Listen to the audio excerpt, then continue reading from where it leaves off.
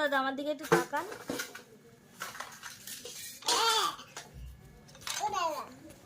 এইসব হচ্ছে, কি করছে? এই সিংহাসনে কে বসে রে? সিংহাসনের উপর কে বসে?